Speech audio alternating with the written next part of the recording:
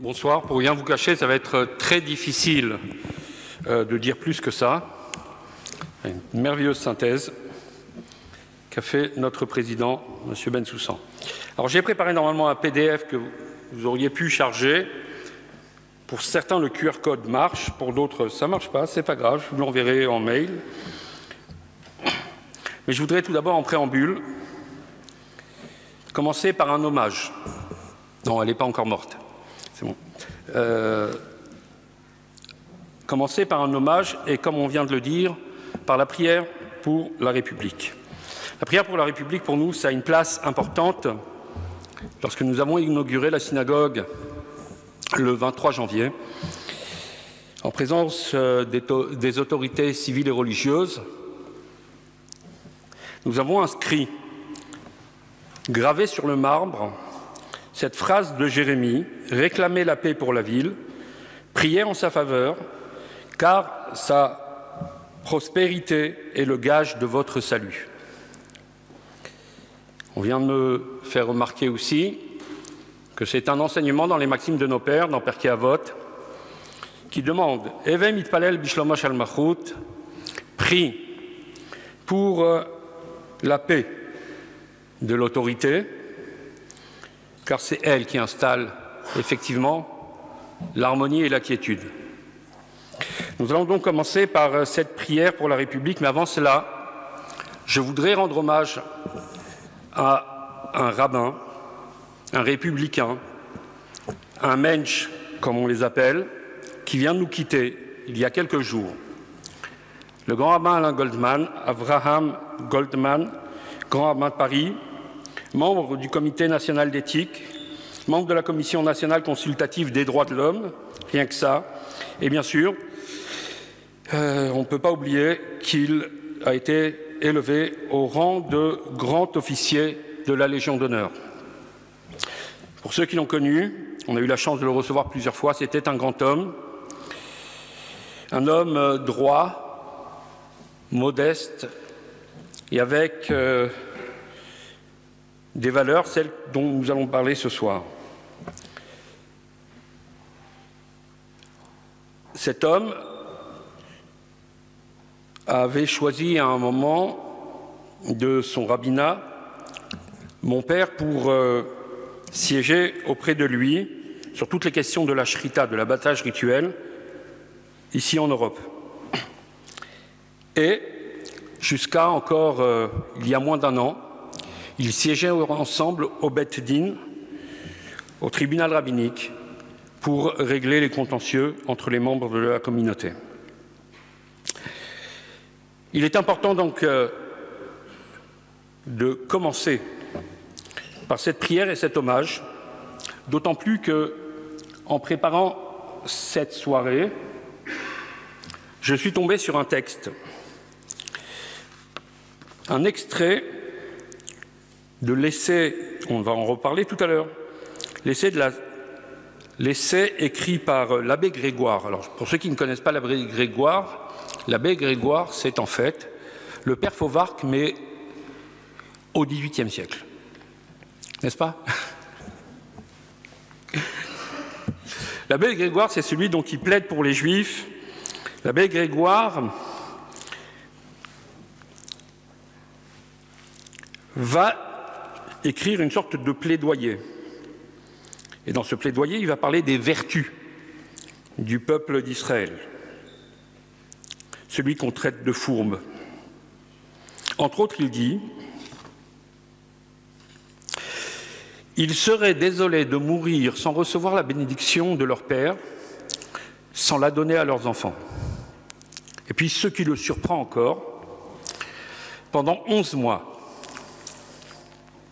le fils récite tous les jours la prière du Kaddish pour le repos de l'âme du défunt et célèbre par un jeûne l'anniversaire de son trépas. Il leur est enjoint de respecter leur instituteur à l'égal de leur père, ou même plus, car celui-ci, disent-ils, ne donne que l'être et l'autre donne le bien-être. On voit que cet abbé avait su voir dans les pratiques du peuple d'Israël, dans les valeurs du peuple d'Israël, ce qu'il y a de plus important justement, l'hommage. Et ça me touche d'autant plus que, effectivement, cette semaine, juste mercredi prochain, ce sera la fin de ma récitation du Kaddish à la mémoire de mon papa. Donc je vais appeler le vice-président de la communauté, juste avant de commencer. Je vais vous demander de vous lever pour commencer par la prière pour la République.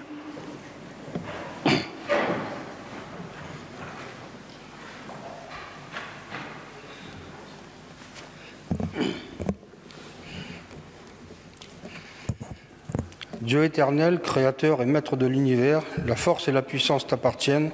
Par toi seul, tout s'élève et tout s'affermit. Bénis et protège la République française et le peuple français.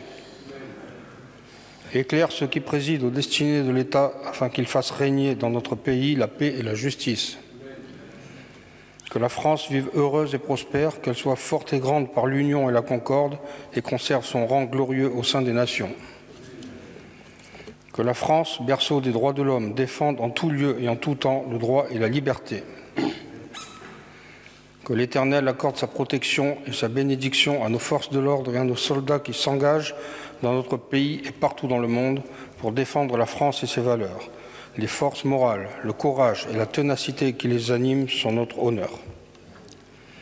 Accueille favorablement nos vœux, que les paroles de nos lèvres et les sentiments de notre cœur trouvent grâce devant toi, ô Éternel, notre Créateur et notre Libérateur. Amen.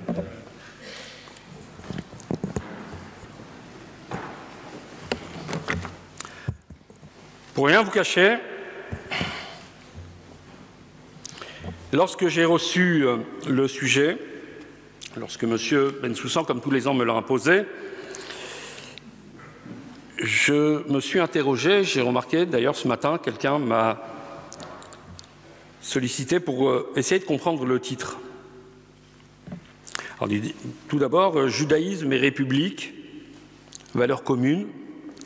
À un moment, on se demande si ce n'est pas une conférence sur le prêt-à-porter dans le quartier de la rue Turenne. Et lorsque j'étais petit, effectivement, on allait au carreau du Temple, à République.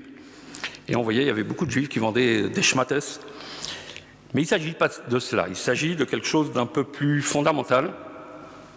Mais là encore, on peut se demander, puisqu'il n'y a pas de ponctuation, comme dans le Talmud, on peut se demander où je veux en venir. Ou du moins, qu'est-ce qu'on demande de moi? Parce que judaïsme et république, valeurs communes, ça peut être une question. Quelles sont les valeurs communes? Ça peut être une exclamation. Comment? Pendant des siècles, on s'est demandé si, en fait, les Juifs avaient des valeurs communes avec la République, notamment pendant l'affaire Dreyfus. Et puis, ça peut être tout simplement une affirmation. Judaïsme et République, valeurs communes. On va essayer de voir ça ensemble. Et puis, en composant la carte, je me suis demandé, je me suis interrogé si en fait il fallait mettre judaïsme et république, ou plutôt république et judaïsme, face à un vrai dilemme. Et je me suis souvenu d'une histoire d'un jour, Golda Meir qui rencontre Henry Kissinger. Et elle parle avec lui, elle lui demande, elle le sollicite pour le bien d'Israël. Et Henry Kissinger lui dit, vous savez, je ne peux pas vraiment vous aider parce que moi je suis un Américain juif. D'abord américain, accessoirement juif. Et Golda Meir lui a dit, écoutez, c'est pas grave, nous, on lit dans l'autre sens, en hébreu. Et donc, en fait, ici, peu importe de savoir si c'est judaïsme et république ou république et judaïsme, l'essentiel, c'est que l'on puisse ensemble développer notre sujet. Et comme d'habitude, pour ceux qui ont l'habitude de venir à mes conférences, je fais une conférence en 3 temps. Tout d'abord, dans le premier temps, il y a quelques historiens dans la salle, je vais faire une partie un petit peu historique. Les Juifs et la République, ou du moins ce que la République a pu apporter à un moment aux Juifs. Mais n'en faites pas, je ne suis pas prof d'histoire, j'ai pioché à droite, à gauche quelques informations, et il y a de très bons livres dans notre bibliothèque pour s'instruire. Deuxième partie sera effectivement d'analyser ces valeurs communes. La troisième partie, ce sera la perspective juive, le regard juif sur ces valeurs. Alors nous allons commencer par quelque chose qui est important, parce que pour que les Juifs aient des droits, il faut déjà que les hommes aient des droits. Et la Déclaration des droits de l'homme, en août 1789, dit dans son article 1er « Les hommes naissent et demeurent libres et égaux en droit. Les distinctions sociales ne peuvent être fondées que sur l'unité commune. » Tout le monde connaît cet article, même Coluche d'ailleurs, n'est-ce pas? Qu'est-ce qu'il disait? Les hommes naissent libres et égaux, c'est après que ça se complique. Donc voici quelque chose qui est établi. Dans l'article 4, on va aller encore plus loin. On ne parle pas d'égalité, cette fois-ci on va parler d'égalité, oui, pardon, cette fois-ci on va parler de liberté. Dans l'article 4, l'article commence par « La liberté consiste à pouvoir faire tout ce qui ne nuit pas à autrui ». On reparlera encore de son principe tout à l'heure. Je vous invite à voir la suite de l'article. Ce qui est intéressant, puisqu'on parle de valeurs communes, tout le monde connaît la représentation de ces valeurs, de cette Déclaration des droits de l'homme. Comme par hasard, il n'y a pas un petit point commun? Comme par hasard, elles sont gravées sur des tables de la loi. Une fois qu'on a établi cela, ou du moins dans cette période où on pense à la liberté de l'homme, alors, comme si c'est indissociable, on va peut-être penser à la liberté et aux droits des Juifs. Et on commence à penser à l'émancipation des Juifs. Et en 1788, donc un an avant, la Société royale des sciences des arts de Metz se pose la question: est-il des moyens de rendre les Juifs plus heureux, j'aime bien la suite, et plus utiles en France? À cela, c'est un concours, de nombreuses personnes planchent sur le sujet, c'est l'abbé Grégoire qui gagne le prix et qui remporte ce concours avec son essai sur la régénération physique, morale et politique des Juifs. Tout à l'heure, on a pu lire des extraits, mais l'abbé Grégoire n'a pas fait qu'écrire ce livre, qu'écrire cet essai. Il s'est battu jusqu'à ce que la communauté juive puisse obtenir les mêmes droits que ses concitoyens, ou du moins même devenir citoyen. Et c'est en effet le 27 septembre 1791, le jour de la dernière séance de la Constituante, que l'on accorde aux Juifs les mêmes droits qu'aux autres citoyens. Alors certes, nous avons le comte de Clermont qui dira à ce moment-là, c'est une phrase célèbre, « Tout accordé aux Juifs comme individus et rien comme nation ». En effet, on est bien dans la République. Le 13 novembre 1791, cet acte est signé et reconnu donc par le roi. Tout ce que nous avons obtenu en 1791, qui va devenir d'ailleurs un exemple pour les autres Juifs d'Europe, pour d'autres, des espoirs, pour d'autres Juifs à travers le monde, on va perdre, paradoxalement, on va perdre beaucoup de nos droits sous l'Empire.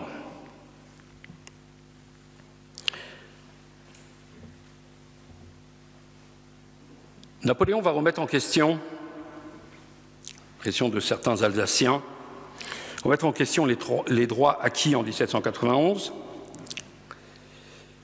on va avoir des suspicions sur l'honnêteté de la communauté juive, et c'est la raison pour laquelle il va inviter ce qu'il appelle l'Assemblée des notables, 120 laïcs et rabbins, en 1806, devant qui il va présenter 12 questions.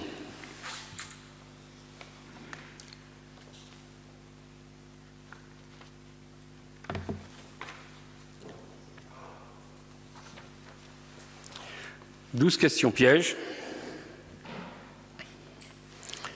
Je vais vous dire seulement la 4. Aux yeux des Juifs, les Français sont-ils leurs frères? Ou sont-ils des étrangers? Il fallait que le grand rabbin de Strasbourg et les autres 120 notables aient l'esprit raffiné pour répondre que, presque en faisant écho à une phrase de Salomon qui dit « Kamaïm apanim lapanim kachlev adam el adam ». Les sentiments humains sont à l'image du reflet d'une face au bord d'une rivière. Et donc le grand rabbin répond tout simplement que, vu l'égard que les Juifs ont de la part de leurs frères dans le pays, alors leurs sentiments sont certes suspicieux, mais dès lors qu'ils seront, eux, accueillis comme des frères, alors les autres Français leur seront frères. En 1807, pour asseoir les décisions de cette Assemblée des notables, il y a la convocation du Sanhédrin, Grand Sanhédrin. Alors le Grand Sanhédrin va, comme pour les notables d'ailleurs, rassembler pas seulement des rabbins et des laïcs de France, mais de l'Empire. C'est-à-dire que le nord de l'Italie est aussi représenté. En 1808, le 17 mars, alors 1808 c'est une très mauvaise année pour la communauté juive, le 17 mars, nous avons ce fameux décret qu'on appelle le décret infâme, parce qu'on va imposer à la communauté juive, ou du moins retirer de la communauté juive tous les droits qu'elle a eus jusque-là, ou du moins depuis 1791. En juillet, on va lui imposer la loi sur les patronymes. Pour vous donner un exemple, sur une des clauses du décret infâme, chaque juif devait se présenter au service militaire, ou du moins pour aller à la guerre, puisqu'on était sous l'Empire, alors qu'un chrétien avait le droit de se substituer en achetant, entre guillemets, en donnant une somme à quelqu'un d'autre pour le représenter, un juif devait y aller en personne. En octobre 1808, c'est là où il y aura la fameuse création et organisation des consistoires. Alors, Madame Delmer a publié dans le dernier numéro une lettre assez intéressante dont nous avons parlé il y a quelques jours. Nous célébrons cette année, le 12 septembre, c'est-à-dire lundi, ce fera 150 ans que le consistoire israélite du Nord a été proclamé par le président et le ministre de l'époque. Heureusement, en 1818, ce décret infâme, qui devait être normalement renouvelé tous les 10 ans, ne sera pas renouvelé sous Louis-Philippe, et depuis, les Juifs ont, je ne me trompe pas, et les Juifs ont retrouvé leurs droits. Je finirai cette partie historique avec 1905, bien sûr. 1905, c'est la séparation des Églises et de l'État. Et dans le premier article, nous avons « La République assure la liberté de conscience. Elle garantit le libre exercice des cultes sous les seules restrictions édictées ci-après, dans l'intérêt de l'ordre public. Alors, pour la communauté juive, même si dans d'autres communautés religieuses, la séparation des églises et de l'État, c'est un malheur, pour la communauté juive, c'est du pain béni. C'est du pain béni tout simplement parce que là, voilà enfin, cette religion juive mise au même niveau que les autres religions. Il n'y a pas une religion mère dans ce pays, toutes les religions se valent et chaque individu est libre de pratiquer sa religion. Nous passerons donc maintenant à la deuxième partie. Cette deuxième partie,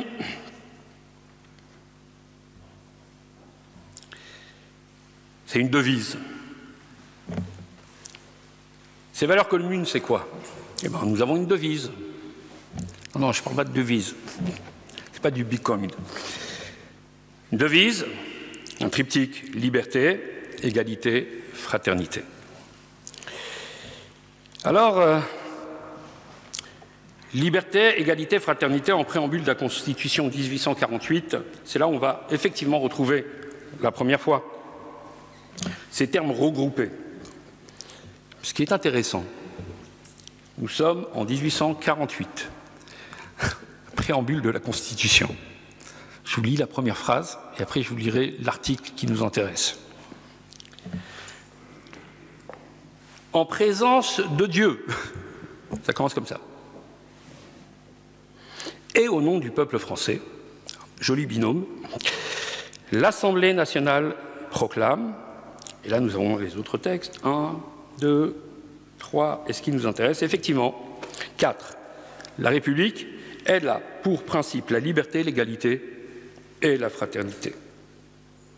Puis on rajoute, elle a pour base, donc elle a pour principe la liberté, l'égalité et la fraternité, elle a pour base la famille, le travail, pas la patrie, la propriété et l'ordre public. Alors nous allons commencer par liberté, voir ce qui en est dit et voir ce que la Torah en dit avant d'approfondir tout ça. Liberté, dans la déclaration donc, de 1789, dans la déclaration des droits de l'homme, article 4, on l'a lu tout à l'heure, la liberté consiste à pouvoir faire tout ce qui ne nuit pas à autrui. Alors la liberté, effectivement, c'est un des thèmes récurrents dans le judaïsme, c'est le fondement même du judaïsme, puisque la naissance du peuple juif naît par une liberté. Nous sommes esclaves en Égypte, et nous voilà libres, et maintenant nous sommes devenus un peuple. Nous devenons un peuple parce que nous sommes libres. Mais qui dit liberté, comme on le dit dans l'article, consiste à pouvoir faire tout ce qui ne nuit pas à autrui. Faut-il encore établir ce qui nuit ou ce qui ne nuit pas? Donc qui dit liberté dit qu'il y a tout de même une loi qui délimite quelles sont les libertés. Et c'est la raison pour laquelle, juste après la sortie d'Égypte, il ne peut pas y avoir de liberté. Donner la liberté, ce n'est pas laisser un peuple gambader dans le désert. C'est l'accompagner, le mettre au pied du Sinaï et lui offrir la loi. Le don de la Torah, 49 jours après la sortie d'Égypte, vient justement cette loi, vient garantir les libertés. Et ce qui est intéressant, nos sages nous le disent dans le Talmud, ils font un parallèle entre le mot chérout, qui en hébreu a deux sens. Parce que le verset nous dit « Alors la loi de Moïse fut fixée, gravée, à même la pierre. Charut al haluchot. C'est sur la pierre que la loi fut gravée. » Que dit le Talmud? Al tikre charut. Ne lis pas gravé, mais lis chérout. Lis libre. Effectivement, la loi ne vient pas contraindre l'homme, mais lui permet au contraire d'établir un peuple, une société et des individus libres. C'est la raison pour laquelle il est si important chez nous de célébrer la liberté en première fête du printemps, ce renouveau, la célébration de Pessah. Tout à l'heure, le président a dit ô combien nos parents nous ont inculqué nos valeurs, qu'en plus que Pessah, on était là pour parler de liberté, pour parler de rejet de l'esclavage, pour faire rencontrer justement ces idéaux républicains que nous retrouvons dans notre tradition. Et puis ça ne s'arrête pas à Pessah. Tous les jours, lorsqu'on lit le schéma, trois paragraphes les plus importants de la Bible, quotidiennement dans notre prière, nous rappelons « Je suis l'Éternel, ton Dieu, qui t'a fait sortir d'Égypte ». Et le Talmud va plus loin et dit si nos sages ont institué cette lecture chaque jour, c'est parce que chaque jour, une personne se doit de se considérer comme s'il est en train, pas il est sorti d'Égypte, mais il est en train de sortir d'Égypte. Il y a un parallèle entre le mot Égypte en hébreu qui se dit Mitzrayim et le mot Metzar qui veut dire les contraintes, les limites. Être libre, c'est ne pas être enchaîné. Être dans l'étroitesse, dans l'Égypte, dans le sens hébraïque du terme, c'est précisément être enchaîné. Et des fois, on peut être enchaîné par soi-même et se limiter. Penser la sortie d'Égypte à chaque instant, penser la liberté, c'est se permettre de renaître. C'est donner aussi un sens chaque jour à la liberté. La liberté, ce n'est pas un acquis, c'est quelque chose qui, chaque jour, me permet d'atteindre des horizons. Si je n'atteins pas, alors je suis encore prisonnier de moi-même. Et puis, on parle de liberté. Il y a à peine quelques années, ici, à cette place, à l'invitation de M. Bensoussan, j'avais traité, d'ailleurs c'est en ligne, sur YouTube, j'avais traité du thème du libre arbitre. Devoir et responsabilité. Devoir et responsabilité, c'est ça notre libre arbitre. Tout un sujet, on pourrait en faire une conférence, elle a déjà été faite. Passons à égalité maintenant. Égalité dans la dite déclaration de 1789, c'est dans l'article 1er. Les hommes naissent et demeurent libres et égaux en droit. Alors ce qui est frappant, alors que toutes les lois de la Torah essaient, recherchent d'établir justement des égalités, d'effacer les inégalités, il y a un verset qui est surprenant. C'est dans le Lévitique 19, verset 15. Le verset dit comme ça. Le verset s'adresse au juge et dit « Lo ta'asu avel bamishpat, lo tisa penedal, velo tehedar penegadol, betzedek tishpot amitecha ». Je traduis.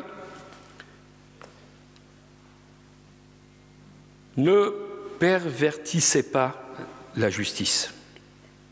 Ne montre ni ménagement aux faibles, ni faveur aux puissants. C'est-à-dire qu'on pourrait justement, lorsqu'on est juge, avoir quelques miséricordes. Lorsqu'on est juge, on doit être juste. Et le faible et le puissant sont égaux devant la loi, juste en semblable avec impartialité. Alors tout le monde connaît bien sûr quelques versets après. Lévitique 19, 15, c'est le verset là. Quelques versets après. Lévitique 19, facile de se rappeler, 19. Tu aimeras ton prochain comme toi-même. Oui, ça fait partie de l'Ancien Testament pour ceux qui ne le savent pas. Tu aimeras ton prochain comme toi-même. Et là encore une fois, comme toi-même, on parle a priori d'égalité. Alors, j'ai trouvé quelque chose d'étonnant en faisant des petites recherches pour cette soirée. J'ai remarqué qu'en fait, dans l'en-tête de la Constitution de l'an 3, en tête de la Constitution de l'an 3, il est dit, alors je suis tombé par terre, ne faites pas à autrui ce que vous ne voudriez pas qu'on vous fît. Faites constamment aux autres le bien que vous voudriez recevoir. En tête de la Constitution 3. Waouh! Ah, heureusement qu'on ne les a pas attaqués pour plagiat. Talmud, traité Shabbat, page 31, fameuse histoire, côté A pour ceux qui cherchent, fameuse histoire. Un prosélyte arrive, il veut apprendre la Torah, le judaïsme. Ah ouais, mais je voudrais apprendre tout le judaïsme en ne tenant que sur un pied. Alors il vient voir Shammai, l'homme de la rigueur. Et lui dit, monsieur le rabbin, je peux apprendre le judaïsme en tenant sur un pied comme ça, et puis après je fais trempette, et puis je suis juif. Alors Shammai, qui était un homme qui mesurait ses mots, c'est le cas de le dire, alors il a un étalon parce qu'il était architecte, Shammai. Il le renvoie avec son étalon pour lui dire c'est démesuré ce que tu me demandes. Alors il va voir Hillel, et Hillel lui dit Mandesani alach lechavrach lo ta'avid. C'est la phrase de la fameuse en tête de la Constitution. Ce que tu ne veux pas qu'on te fasse, ne le fais pas aux autres. Veidar pirushaou. Tout le reste n'est que commentaire. Zil gmor, Eva étudie. On parle de valeurs communes, on s'est un petit peu inspiré quand même. Ça, c'était pour l'égalité. Vous n'en faites pas, on va, dans quelques secondes, développer tout ça. Enfin, fraternité. Comme je l'ai dit tout à l'heure, c'était dans le 4e article du préambule de la Constitution, dans lequel on introduit le mot fraternité. Alors ça a mis du temps. Ça a mis du temps d'accoler à cette devise fraternité, même si tout le monde en parlait, parce qu'en fait, c'était controversé, parce qu'on ne savait pas comment le définir. Est-ce que fraternité, ça veut dire tout simplement nous sommes frères parce que nous avons les mêmes aspirations? Nous sommes frères parce que nous avons les mêmes combats. Nous sommes frères parce que nous sommes associés. Donc, frères dans un sens plutôt de métaphore. Ou plutôt, et c'est la raison pour laquelle c'était controversé, et certains ne voulaient pas l'accoler à liberté et égalité, parce que certains disaient, bon, ça fait trop religieuse. Fraternité, ça parle d'une transcendance, d'une fraternité transcendante. On serait tous issus d'une même lumière. Ça fait trop religieux, on met ça de côté. En fin de compte, et heureusement que nous avons cette troisième partie du triptyque. Alors tout à l'heure, nous l'avons entendu, Abraham va enseigner à ses enfants la tzedaka. Tzedaka ou mishpat. Que veut dire tzedaka? Tzedaka, les gens traduisent par charité. Le judaïsme dit non. Tzedek veut dire justice. C'est-à-dire qu'en fait, il serait injuste à ce que ton frère puisse manquer de quoi que ce soit.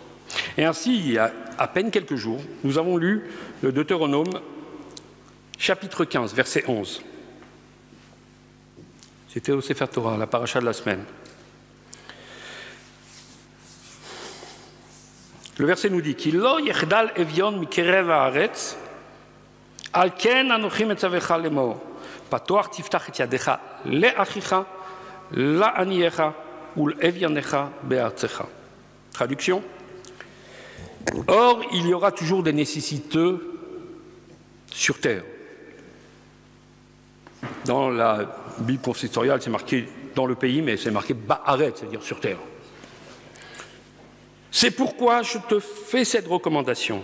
Ouvre, je répète encore une fois, ouvre, pas Torah Tiftar, ouvre ta main à ton frère, au pauvre, au nécessiteux qui sera dans ton pays. Et là, j'ai remarqué quelque chose d'intéressant. Dans le verset que je vous ai cité tout à l'heure, lorsque tu juges quelqu'un, ce n'est pas ton frère, c'est Amitecha, c'est celui qui vit avec toi, c'est ton prochain. Re'acha, tu aimes ton prochain. Lorsqu'il s'agit de faire la tzedaka, de tendre la main, alors il s'agit de ton frère, le'achicha.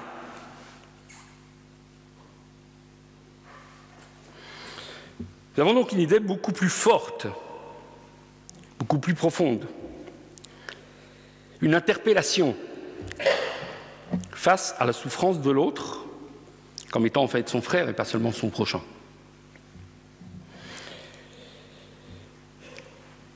Alors, pour rien vous cacher, j'ai trouvé que ce triptyque, liberté, égalité, fraternité, existait dans d'autres termes, 2 fois, dans Pirkei Avot, dans les Maximes de nos pères, dans le chapitre 1. Premier enseignement des Maximes de nos pères, Shimon HaTzadik, Haya Omer, Shimon HaTzadik disait, Al Shlosha Dvarim HaOlam Omed, le monde tient sur 3 piliers. Oui, mais bizarrement, ils ont choisi aussi 3 piliers, les rabbins.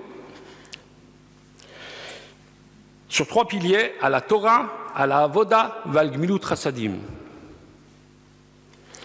Sur l'étude de la Torah, sur le service, Avoda, c'est le service, le travail, le service de Dieu dans le temple, et sur les actes de bienveillance. Vous remarquez ici, pas besoin de vous refaire la leçon, je viens de vous le dire. Torah, qui dit Torah, dit découverte, dit liberté, dit sortir. La liberté, c'est aussi sortir son ignorance, c'est aussi avoir une loi. Avoda, le travail, s'efforcer. Ce travail qui était dans le temple, c'est précisément parce qu'on estime que nous sommes tous égaux, peut-être chacun à sa place, on va en reparler tout à l'heure. Et enfin, Gmilut Chasadim, la bienveillance. La bienveillance, c'est la fraternité. Et dans ce chapitre, dernier enseignement, chapitre 1, Mishnah 8, 18, Rabban Shimon ben Gamliel Omer. Al Shlosha Dvarim HaOlam Kayam, cette fois-ci, le monde subsiste par 3 vertus. On les a entendues tout à l'heure. Al Hamishpat, Vala Emet, Vala Shalom. Sur la loi, c'est la Torah, c'est la liberté. Ala Emet, la vérité. Alors vous savez que le mot émet a quelque chose de particulier en hébreu. Il est vrai parce qu'il est absolu. Et il est absolu pourquoi? Parce qu'il se vérifie dans toutes les situations. Et c'est la raison pour laquelle le mot émet s'écrit avec un aleph au début, avec un tav à la fin. Ceux qui connaissent l'alphabet hébraïque savent que le aleph c'est la première lettre et que le tav c'est la dernière lettre. Et au milieu, il y a une lettre médiane, c'est le même, la lettre du milieu, le même. Voilà comment on écrit émet. Le début, la fin, le milieu. Ou le début, le milieu, la fin. C'est quelque chose qui vient et qui se vit à chaque instant de manière permanente. C'est ça l'égalité. La shalom. Shalom, c'est la fraternité. Voici encore une fois ce triptyque qui revient dans le thème. Maintenant, nous allons passer à la dernière partie rapidement. Ces perspectives juives, ce regard juif de ces valeurs. Liberté, égalité, fraternité. On va commencer par voir ce que dit le judaïsme de cette liberté. Alors, j'en ai déjà parlé plusieurs fois dans mes conférences, dans mes cours, j'en parle tous les mardis. la création elle-même, telle qu'elle est agencée, témoigne que Dieu veut donner la liberté à sa création, que Dieu veut donner la liberté aux hommes. Parce qu'en effet, ceux qui ont un petit peu tâtonné dans les textes de Kabbalah, alors ils ont appris qu'il y a le Tzimtzum. Waouh! Pour qu'il y ait création, il faut que Dieu, dans son infinité, se rétracte quelque part pour laisser l'autre exister. N'est-ce pas justement une initiation à la liberté?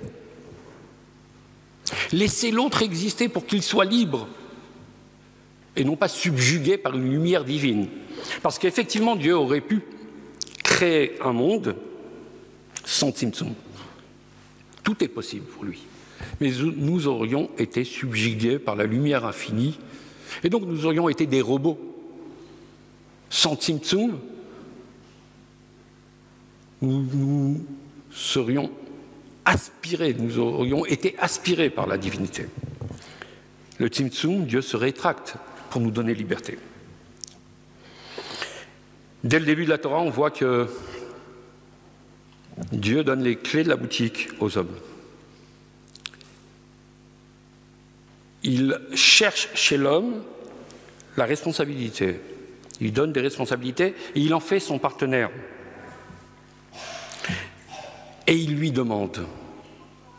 Et c'est la raison pour laquelle la Bible commence par le bête de Béréchit. Le Talmud nous dit, vous savez pourquoi? Parce que quand on est juif, on se pose des questions sur tout et n'importe quoi. Imaginez que tu racontes une histoire à ton fils et tu ouvres le livre, il commence à apprendre à lire et ça commence par « Il était une fois ». Et ton fils te dit « Excuse-moi, mais pourquoi ça commence par un « i » ? Parce que je veux écrire « il », c'est tout, quelle question. Et pourtant les sages du Talmud aiment couper les cheveux en quatre. C'est ça la liberté de penser, c'est de ne pas avoir de limite dans sa réflexion. Et lorsqu'on voit un bête au début de la Torah, un bête de Béréchit, alors on dit « Mais pourquoi la Torah commence par un bête? Pourquoi elle ne commence pas par un aleph? Elle aurait pu commencer par la première lettre de l'alphabet. » On dit « Bon, c'est ridicule. » En vérité, non, puisque dans la même phrase, on dit « Béréchit bara Elohim ». Au commencement, Dieu créa, et que Dieu c'est Elohim. Donc on aurait pu effectivement commencer par un aleph. Elohim, bara Bereshit et Hashamim vet haaretz. Et le sage de répondre que si le monde est créé en forme de bête, une lettre qui a trois côtés, c'est qu'il y a un moment où Dieu crée le monde. Il crée un monde, il nous donne les outils. Il nous dit, écoute, tu vois, il y a un morceau qui manque là. C'est à toi de le construire. Il attend à ce que l'homme, en toute liberté, puisse faire ce que l'on appelle le tikkun olam. Et j'aime pas du tout la traduction commune qui veut dire réparation du monde. En hébreu, le véritable mot qui veut dire tikkun, que l'on retrouve d'ailleurs dans les Wat Shabbat, quand tu veux préparer un plat, ça s'appelle être metaken. En fait, c'est pas réparer, c'est parfaire, c'est parachever ce monde que Dieu a commencé, et nous sommes ses partenaires, en toute liberté. Et puis voilà, comme nous l'avons dit, le libre arbitre. Et en fait, je suis libre. Je l'avais développé, je vous invite à revoir la vidéo, j'avais développé l'idée. On peut se questionner, s'interroger, savoir si véritablement nous avons le libre arbitre. Mais si nous avons le libre arbitre, c'est seulement pour une chose, mais grâce à une chose. Parce que le seul qui est véritablement libre, le seul être qui soit véritablement libre, c'est Dieu. Et étant donné que j'ai une parcelle de Dieu en moi, alors je suis libre. La liberté humaine, en fait, n'est que le reflet de la liberté divine. Égalité. Alors, égalité ne veut pas dire égalitarisme. Le premier nom que Dieu utilise dans la Bible, c'est Elohim. Ce n'est pas l'ineffable, Yud et Vav E, le tétragramme. C'est un nom au pluriel. Parce qu'il veut créer le pluriel, il veut créer la diversité. Il va agencer cela avec certains jours, certaines pauses, certains stades, certaines étapes. Il veut précisément qu'il y ait une diversité. Cette diversité, elle se retrouve dans le pluriel même du nom de Dieu. Mais c'est précisément parce que dans l'optique divine, c'est la différence qui permet d'établir l'harmonie et la véritable égalité. On ne parle pas d'uniformité, mais effectivement d'égalité. Alors, il y a une très belle phrase du Midrash qui dit « Keshem she'en partsufehem shavot, en deotem shavot ». Ça, c'est une chose. De la même manière que nous ne nous ressemblons pas physiquement, nous n'avons pas les mêmes avis, nous n'avons pas les mêmes sensibilités, nous sommes effectivement différents. Et pourtant, c'est ensemble que nous formons la famille de Dieu, les enfants de Dieu. À l'instar de leurs différences physiques, donc ils sont différents par leurs avis. Et voici que dans quelques jours, à la veille de Rosh Hashanah, nous allons lire ce passage du Deutéronome, chapitre 29, verset 9. Atem nitzavim hayom kulchem lifnei Hashem Elokechem, rashechem, shiftechem, etc. Vous êtes tous debout devant Dieu. Et là, on énumère 10 catégories du peuple d'Israël, mais tous devant Dieu. Parce que le fait d'être ensemble devant Dieu fait que nous sommes conscients de la mission qu'il nous a donnée, de la place que nous avons, et à partir de ce moment-là, de la complémentarité par rapport à l'autre. Alors c'est effectivement, on en reparlera dans la dernière partie tout de suite, là, ma dernière intervention. Mais un petit teaser et un paradoxe. Nous sommes tous à l'image de Dieu et pourtant si différents les uns des autres.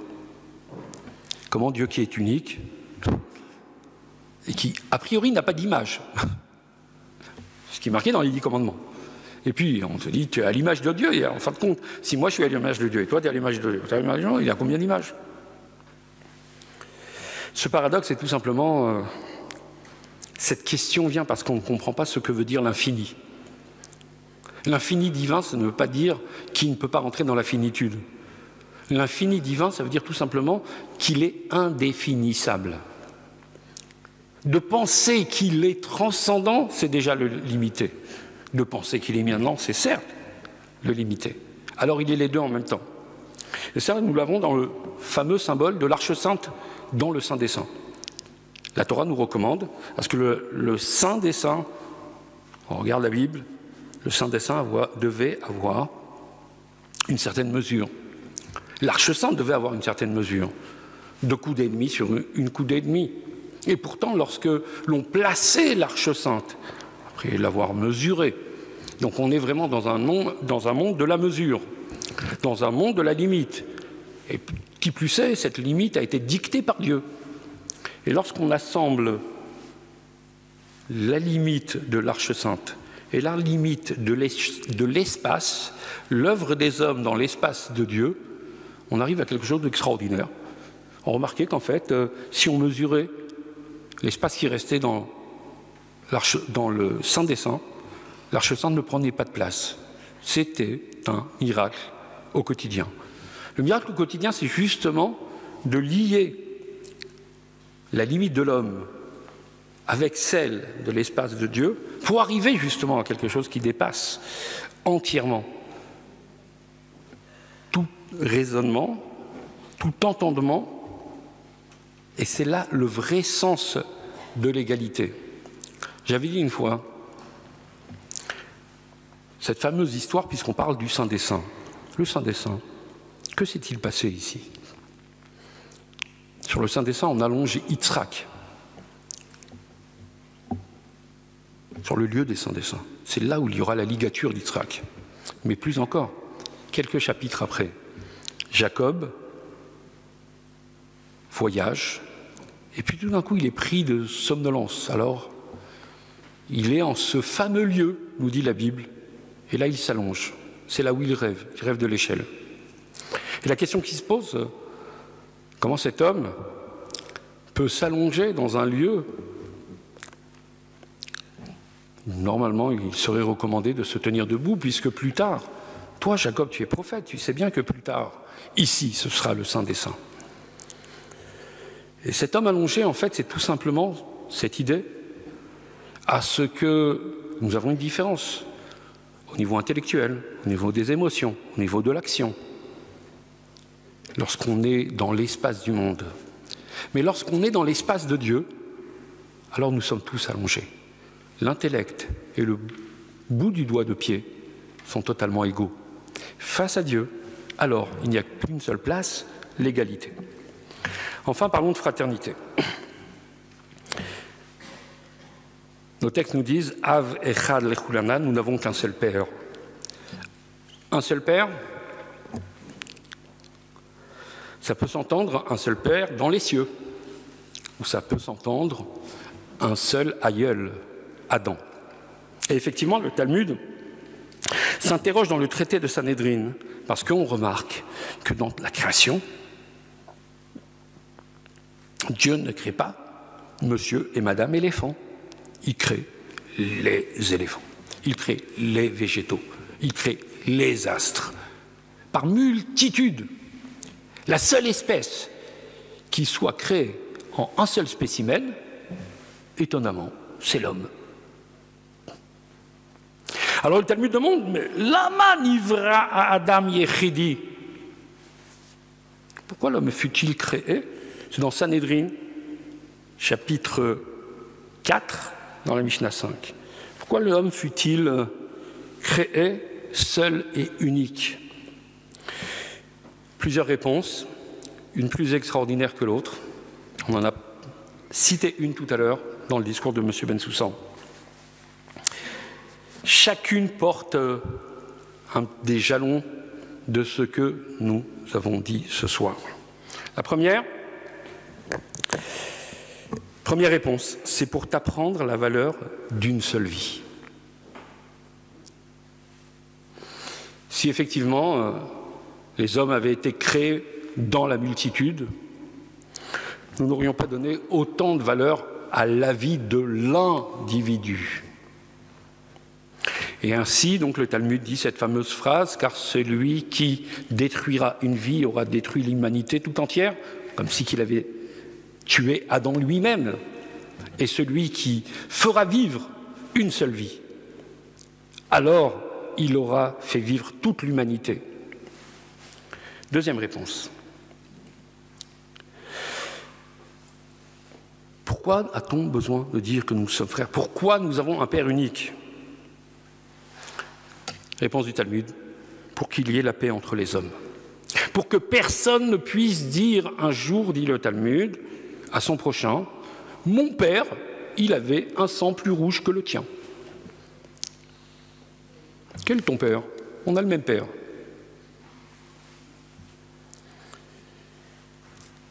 Troisième réponse, afin de rejeter l'idolâtrie. Un père ne laisse pas croire que telle origine a été créée par tel dieu mythologique, telle autre catégorie par un autre dieu. Il n'y a qu'un seul et unique Dieu. Et là, je me suis mis à faire un parallèle et je me suis dit, ce qui veut dire que celui qui rejette son prochain, qui oublie que son prochain est son frère, est en train, tout simplement, de faire de l'idolâtrie. Parce que lorsqu'il oublie le frère, c'est qu'il oublie le père.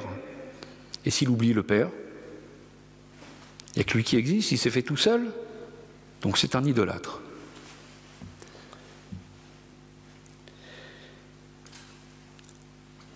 Autre réponse. Pour exprimer la grandeur de Dieu, nous dit le Talmud, qui crée la multitude à partir d'un seul modèle. On l'a dit tout à l'heure. Étonnamment, vous prenez un seau, un tampeau, Il a une seule forme, il s'appelle Adam, et à partir de là, vous avez la multitude du genre humain. C'est extraordinaire, cette diversité. Mais ça, c'est quoi? C'est tout simplement la force de l'infini divin. Dans une limite, avoir la diversité et la tolérer. La tolérer dans le sens de la porter. Et enfin, on va finir avec ça. Dernière réponse, la plus extraordinaire. A priori, si je la lis comme ça, vous allez dire la plus égoïste. Pour que l'homme se dise, le monde, bishvili nivra haolam. Chaque matin, le gars, quand il se regarde dans la glace, il dit, ouais, Dieu, il a créé le monde à partir d'un homme, et cet homme, c'est moi. Bishvili nivra haolam, le monde a été créé pour moi. En fait, ce que veut dire cette phrase, cette prise de conscience, c'est que si Dieu m'a créé, il a mis autant d'énergie à me créer moi aujourd'hui, en 5782, qu'il en a mis pour créer Adam. Je ne suis pas un bébé qui est né par accident. Si je suis là, c'est parce que Dieu a besoin de moi autant qu'il avait besoin d'Adam. Et donc, bishvili nivra olam, le monde a été effectivement créé par moi. Je suis indispensable dans le projet de l'humanité, dans le projet divin. Et pour finir, donc, après cette pensée, je pourrais conclure qu'effectivement, pour que l'homme se dise que l'homme a été créé, que le monde a été créé pour moi, bishvili nivra olam, cette idée-là vient asseoir toute l'idée de la fraternité. Car effectivement, c'est en prenant conscience que je suis indispensable à l'histoire de la création que je saisis, je ne suis pas trop bête quand même, que l'autre l'est tout autant que moi. Merci, bonne soirée.